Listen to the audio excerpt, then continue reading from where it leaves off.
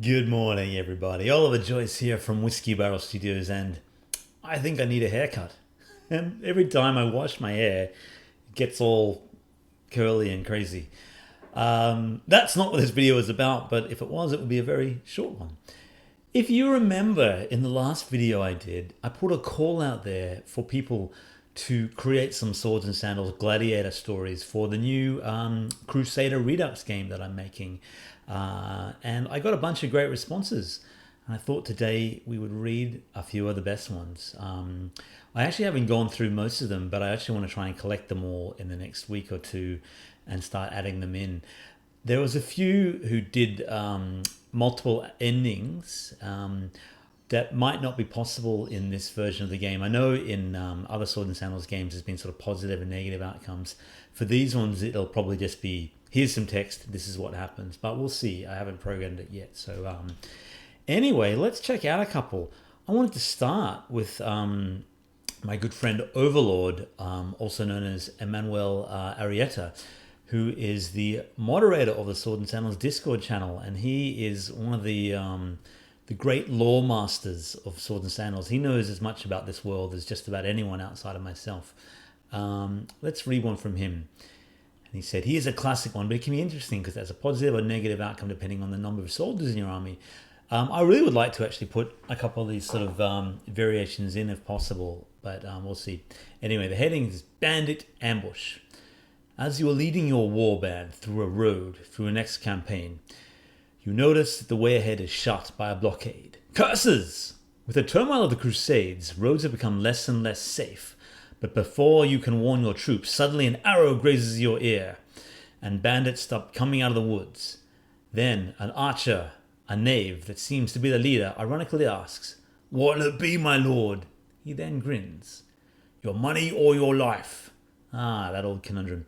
So if you've got a lot of soldiers, you'll hear, "Foolish thugs, they must be desperate to think that a mighty crusader such as yourself would fall prey to mere thieves. You swiftly order a defensive maneuver, routing the bandits to scatter in fear, losing a few valuables along the way, but that will surely bolster your treasury."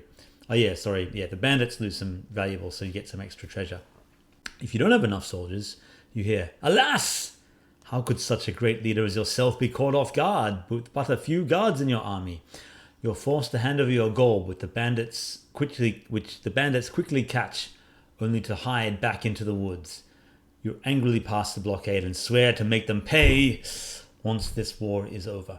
So that would be a cool one if I can add the multiple choice part. It's possible. I just haven't done it yet. He also did a cool one, which he says might be foreshadowing for the sake of it, but he enjoyed writing it. All right. This one is called An Ominous Prophecy. You were discussing strategy with your generals when suddenly the captain of the city guard barges in with troubling news. There's an unrest in town caused by a cult that promotes the worship of some machine gods they call automatons. You can't tolerate such blasphemies and head on to the city in order to arrest the leaders of this sect. As your guards take away the last of the cultists, he looks right into your eyes and mutters some disturbing words. The war is just the beginning.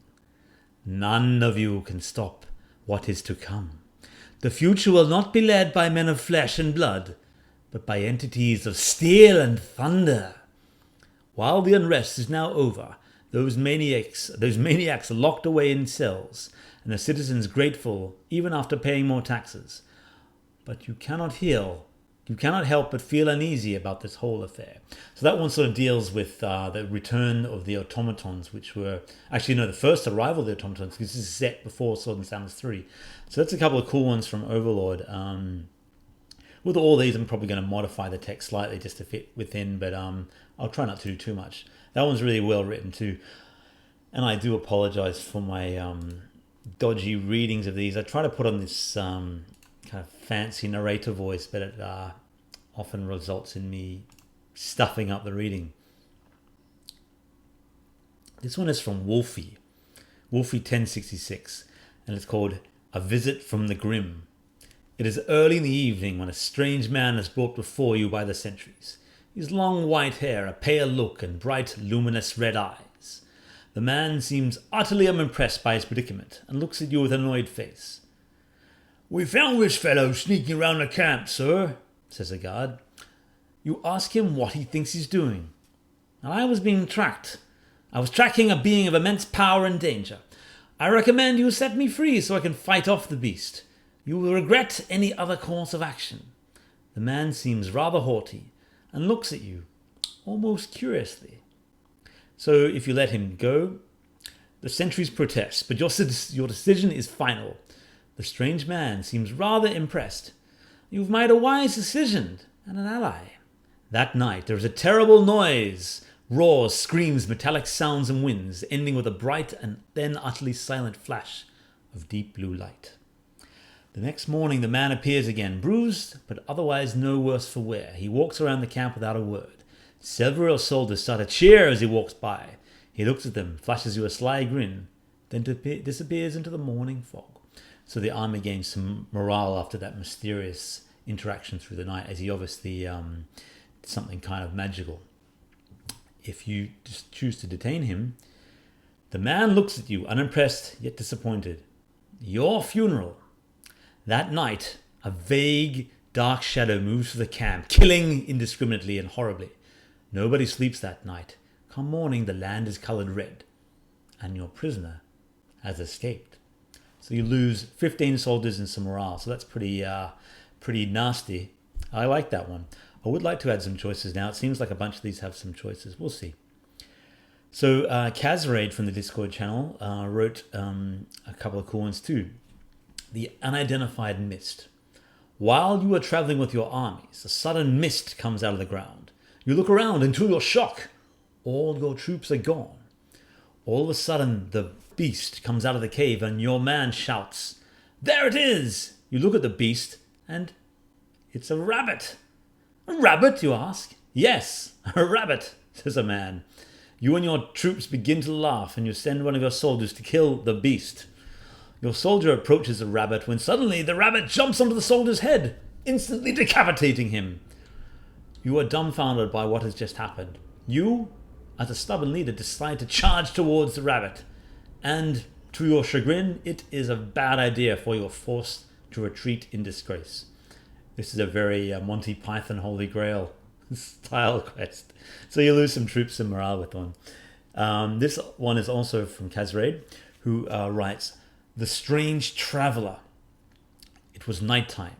You were about to go to your tent to rest when all of a sudden you see a brief green light flashing from a distance. You were the only one who sees it. Everyone is asleep at your camp. You decide to check out the light by yourself. Upon arriving, you encounter a man wearing a strange and rather interesting piece of clothing. A particular fashion you have not seen before. He speaks in a language that sounds familiar to you, but you cannot quite comprehend what he is saying. He takes a strange bright object out of his clothing and decides to talk to it. He shows it to you and you can see yourself in the object. It seems to be some kind of mirror, but slightly unusual. You then see him talking to another person through the object. What a strange individual, you say to yourself. The individual waves to you, and then out of nowhere, a green flash flashes you in front of the eyes. Sorry, I'm reading this one quite badly. The odd man disappears. Baffled by what just happened, you decide to get back to your camp and contemplate what just went on.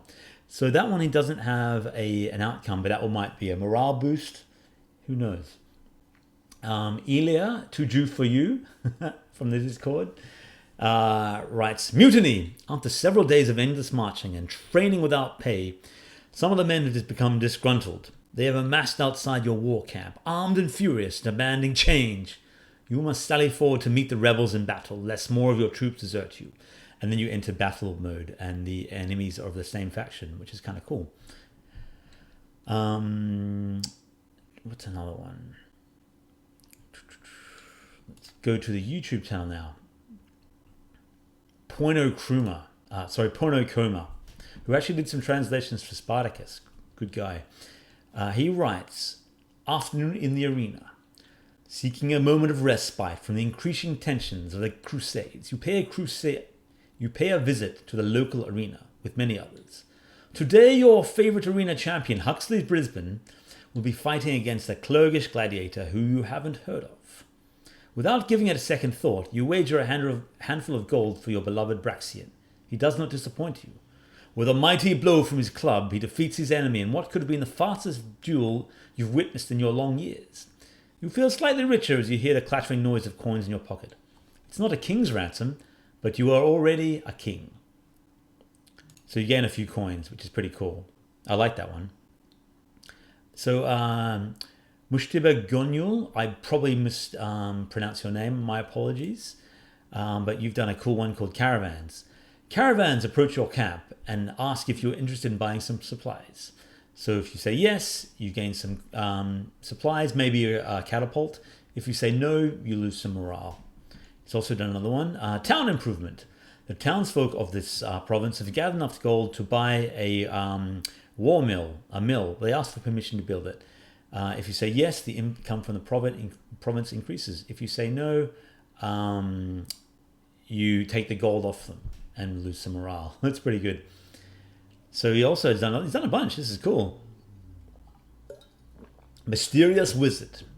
While marching with your army, a wizard magically appears out of thin air and asks who the leader of your army is. You approach the wizard and hear what he has to say. He tells you for a large amount of gold, you can cast a spell that will improve your soldiers' defense. If you say yes, you lose a lot of gold, but your soldiers will be upgraded. If you say no, you attack him, but he quickly disappears. You gain nothing. Spy for hire.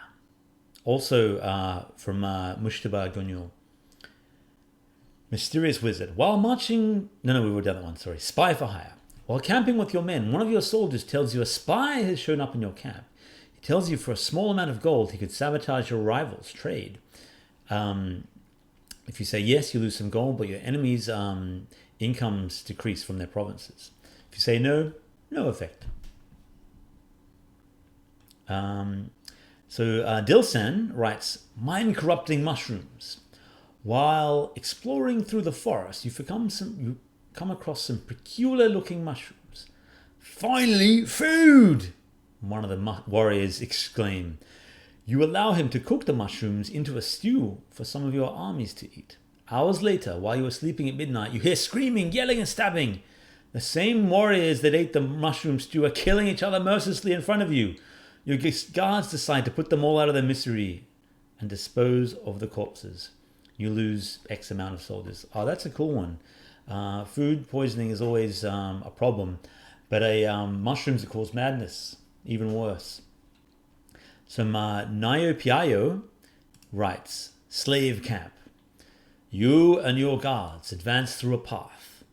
You hear some pickaxes striking at rocks, and you and your troops peek above the plants and realize you have stumbled across a slave camp.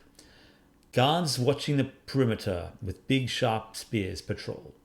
You order your archers to fire at the guards. The professional archers kill all the guards, and after the attack your army frees the slaves, who join your army as a reward, so you gain some troops and morale. That's awesome.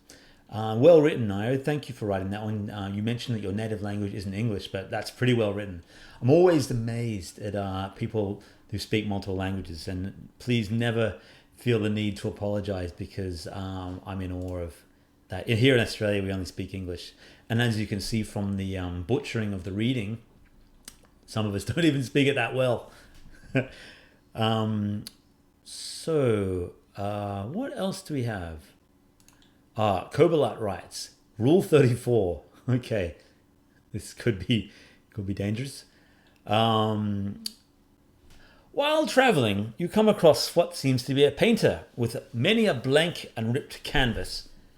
My lord, he pleads, I require a suitable model for my art, good sir. If not, I shall die a lonely and unaccomplished man. Your most handsome soldier decides to take the honor of being a model. After hours, the artist grins a devilish grin while showing his magnificent work. Magnificent, inverted commas. 6 of your soldiers run away in fear and disgust, while 2 of your stranger soldiers are so enamored that they are promoted. The artist suddenly makes a portal and disappears to where he belongs, wherever that might be. But before he disappears, he turns around and smiles. Rule 34, my lord. No exceptions before vanishing into the void. So you lose some soldiers, but some other ones are promoted. I Rule 34 is something I've heard of, but I need to Google because it's an internet meme to do with erotic subjects engaging in sexual behavior. Normally non-erotic subjects, so it's something dodgy. And the rule is simple: if it exists, there is porn of it. No exceptions. That's a pretty deviant one, but it's pretty funny. Where are we in our list? Ilya does another one. Ilya Gurevich, who's a great contributor to Swords and Sandals and one of my friends. Voyage into the unknown. During these troubling times, new sources of wealth are always needed to fund the war effort. Fortunately for you, an opportunity has arisen. Before you comes a man holding maps, various navigation tools, and a crazy theory. Sire, my name is Cristo Di Viacci. I have traveled far from my home in hopes of finding a worthy patron for my expedition. There are rumors of lands of incalculable riches out in the Eastern Ocean, and I aim to be the first to discover them. If you but lend me 20 of your men and some gold to fund this journey, I promise to return treasure and glory in the name of my liege. What do you think of my offer? So if you accept, the expedition returns after 6 turns and all troops are returned and you gain lots of gold.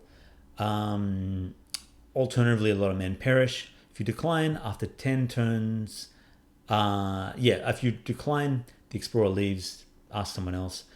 But if you accept and things go badly, all men are gone, all profits are gone. So it's a bit of a complicated one, but a pretty cool one. So we'll do a couple more. I don't want to spoil them all, but we'll do a couple of more. A lot of these are from the YouTube comments. So KOTOR HD TV channel writes, "Who let the cat out? One of your platoon soldiers returns with a stray yellow cat with blue blood on his fur. The cat has obviously been in a fight with one of Anteri's skeleton soldiers. You unwillingly accept the cat as one of your own due to peer pressure. You order your men to leave it in a cage, but one of your idiot soldiers disregards your orders due to a failed tavern quest match. The next morning the cat disappears. All your food for the day is gone, making you lose 100 gold and 2 soldiers who die from starvation." That's awesome. All right. So Comedy Tunes YT writes, "Handless maiden. After returning from a trip, you come into contact with a handless girl in need of new hands.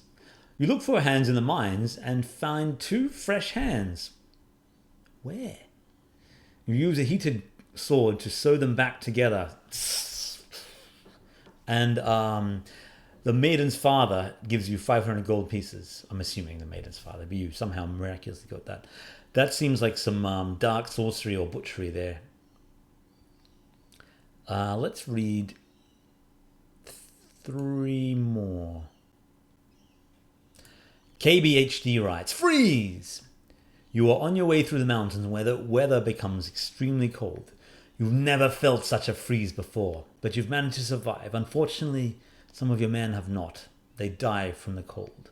Those who survived recover but are weakened, and so you lose some troops. That's a sad one, but I like it." So Lobas das Neves writes, he's written a couple of stuff before. He's a good commentator for the Swords and Sandals comments. I appreciate your stuff. Thank you. Shitsurantula's Rage. The Shitsurantula is one of the end bosses in Crusader. The Shitsurantula attacks. "Oh no, he's killed a number of your men. Thankfully, your army scare him away." The Mystery Box. While walking around, you stumble on a small box, and when you pick it up, it opens to find X number of gold. That's a nice, short and sweet one. They don't all have to be long, epic paragraphs. The crashed ship. While looking around, you spot what seems to be a crashed ship in the distance, and you find some loot. So he's done a bunch of them, which I won't spoil. Let's do one. As Wizardworld.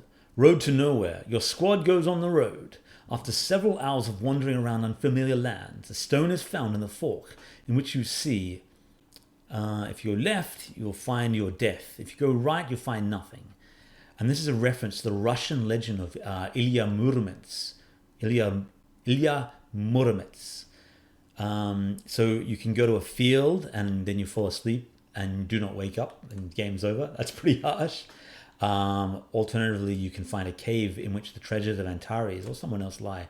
That's a pretty cool one. I'll probably adapt that slightly, but I'd like to read more about that Russian legend. I love Eastern folklore, and particularly sort of Russian folklore and Baba Yaga and that kind of thing. It's really very different from Western folklore and quite dark. Let us read one more. Crabcat.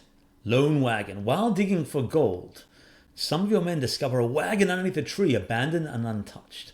Inside the wagon are finely made axes, sharpened swords, tough shields, sturdy spears, and some gold.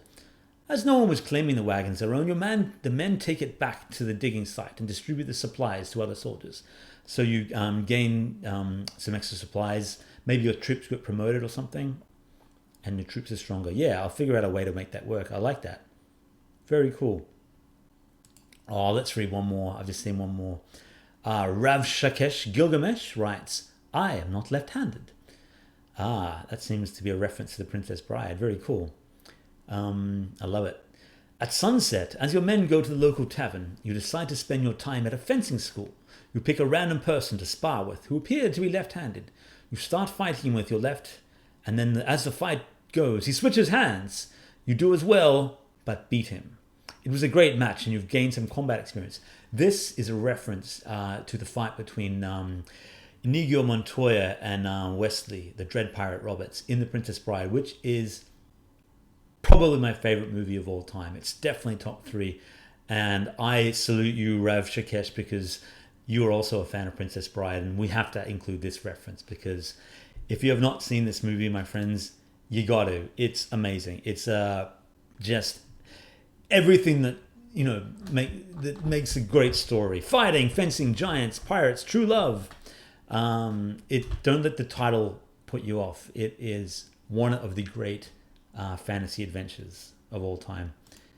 Anyway, there's more, and there's a whole bunch of these, and I want to thank everybody who's written these. I'm going to go through them all later and add them to the list. If you have written a couple, or you haven't written some yet, but you'd like to add some, you can either add them to this video or the last one, which I'll put a link to, and I'll find them. I'm going to try and add your names to the credits of the game if I find room, because I feel like it's the least I can do for all your efforts. So if you've written one and you get it to me, I'll try to add you in the credits. All right, thank you everybody for this long video and for staying with me. And I apologize for my stumbling over many of the paragraphs, but I'm just humble. I love that you guys contribute so much to the Swords and Sandals lore and legends and are so enthusiastic about it all. Crusaders is coming. I've been working pretty hard on it this last week or two, even though I had Monday off for Australia Day, which is like our national celebration. But yesterday I did a lot of work on the menus and added in some army stuff. Nothing to show. I'm not going to show that much of this game until it's nearly ready, because I would like to keep it a bit of a surprise. Sometimes I feel like I show too much, and then by the time the game comes out, people are like, that already. At any rate, I salute you all, and until the next video, keep those stories coming, and bye for now.